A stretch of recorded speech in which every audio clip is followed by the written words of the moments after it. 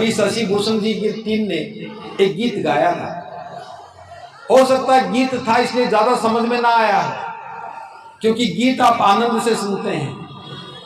बाबा साहब ने यही समाधान दिया था, शशि भूषण ने गीत में बताया और मैं वैसे बातों में बता रहा हूं। जाति खत्म करना कोई बड़ी बात नहीं है।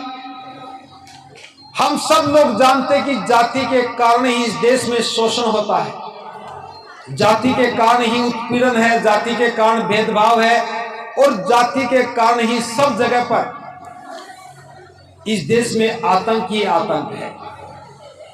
इसका समाधान क्या है?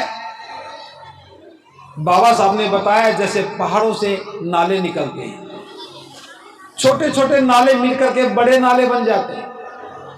किसी भी नाले का कोई नाम नहीं होता, लेकिन जब बहुत सारे नाले मिलते हैं तो नदी बन जाती है और नदी का नाम शुरू होता है।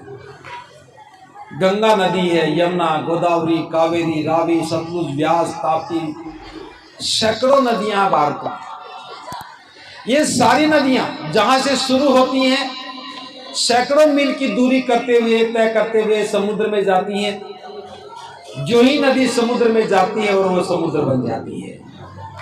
समुद्र में जाने के बाद नदी का नाम, उसकी पहचान खत्म हो जाती है।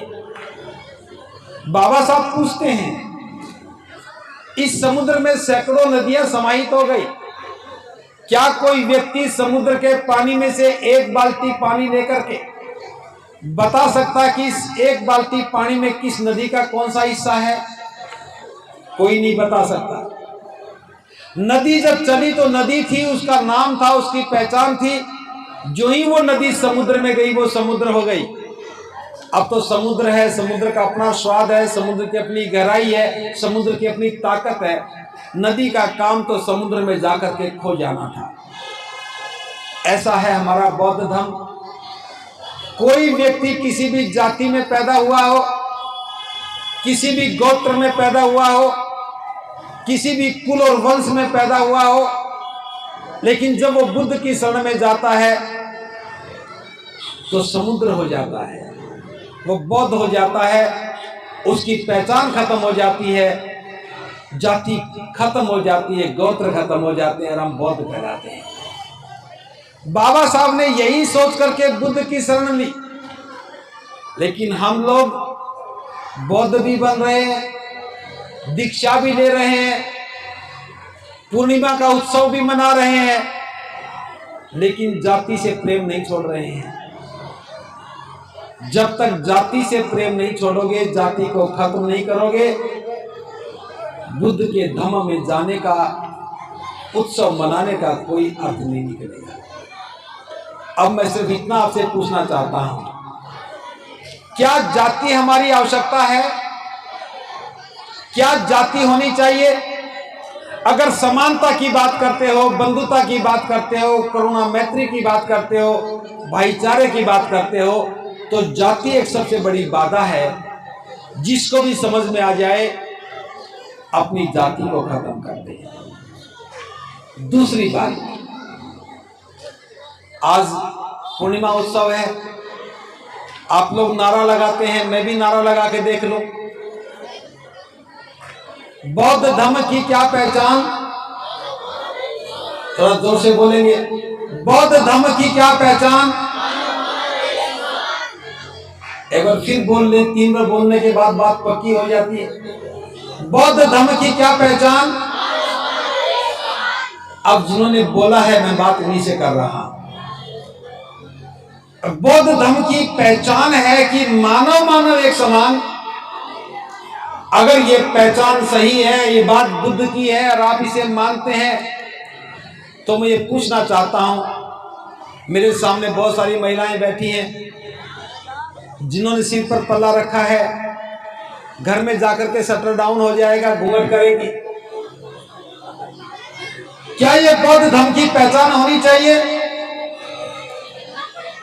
तो कौन कह रहा है कि महिलाएं घूंघट करें और बुद्ध की शरण में आने के बाद भी घूंघट करें, बुद्ध पूर्णिमा के उत्सव में आने के बाद भी घूंघट करें?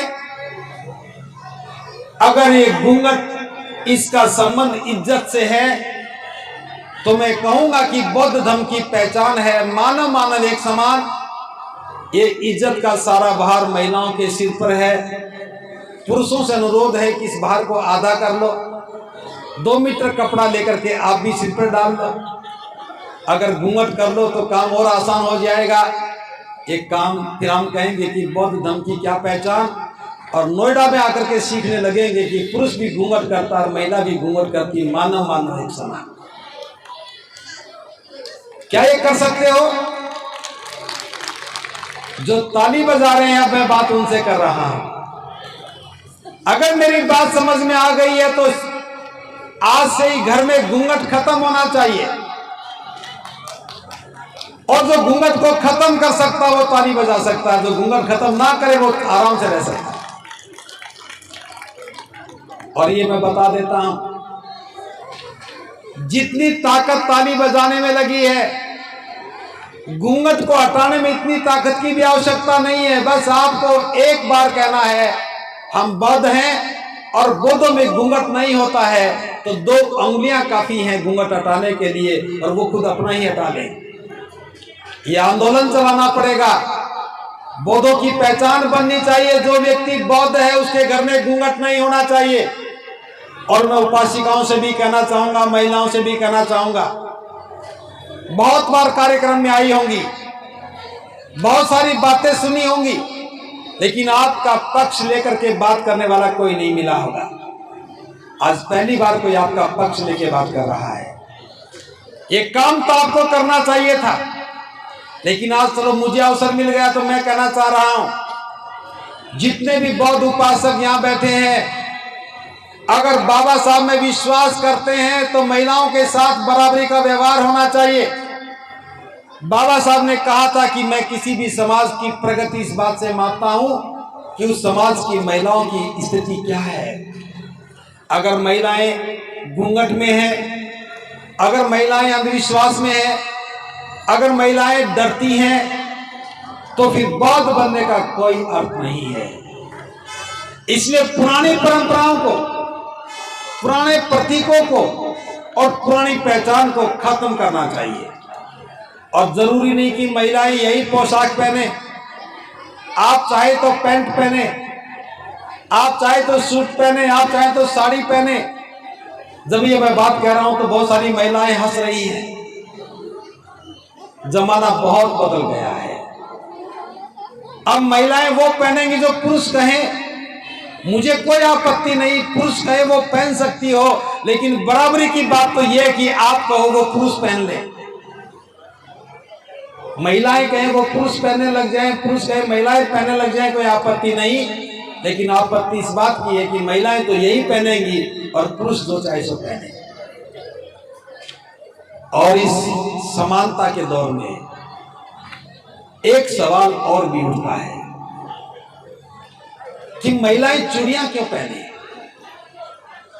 हमें 4ठी कक्षा में मुहावरे पढ़ाए गए, चूड़ी पहनने का मतलब है कायर होना, कमजोर होना। और जब शादी होती है तो लड़का पक्ष की ओर से पहला उपहार दिया जाता है, अगर रिश्ता मंजूर है तो चूड़ियां पहन लो। और महिलाएं चूड़ियां पहन लेती हैं, सारी उम्र कमजोर हो जाती हैं। मैंने बहुत सारी महिलाओं से पूछा कि चूड़ियां क्यों पहनती हो, कहती है हमें अच्छी लगती हैं। और किसी भी पुरुष को चूड़ियां अच्छी नहीं लगती। महिलाओं को अच्छी क्यों लगने लगी कि मन में डर बैठ गया, चूड़ियां नहीं सुहाग है। अब चूड़ियों को सुहाग कह दिया तो महिलाएं डर गई। बस चूड़ी टूटनी नहीं चाहिए। कोई भी महिला नहीं कह सकती मेरी चूड़ी टूटनी चाहिए। ये कायरता है, ये बुजदिली है, ये नासमझी है। चूड़ियों का सुहाग से कोई संबंध नहीं। जैसे पुरुष रहते हैं वैसे ही बिना चूड़ियों के आप भी रहना शुरू करो। आभूषण पहनना है तो कोई मनाही नहीं, लेकिन चूड़ियां नहीं पहननी चाहिए। जब हम इन बातों से ऊपर उठेंगे तब हमारे मस्तिष्क का विकास होने लगेगा। हम परिवार की तरक्की की बात करने लगेंगे, साथ बैठ करके सोचने लगेंगे, साथ बैठ करके काम करने लगेंगे, महिला पुरुष एक जैसे नजर आने लगेंगे। तब बाबा साहब अगर मूल्यांकन करेंगे तो वो खुश होंगे कि भारत में महिलाएं भी प्रगतिशील हो गई आज उनसे देश की प्रगति को मापा जा सकता है। तो पहली बात मैंने जाति खत्म करने की कही है, और दूसरी बात जो अनावश्यक प्रतीक महिलाएं धारण करके बैठी हैं, इनसे बाहर निकलने की आवश्यकता है।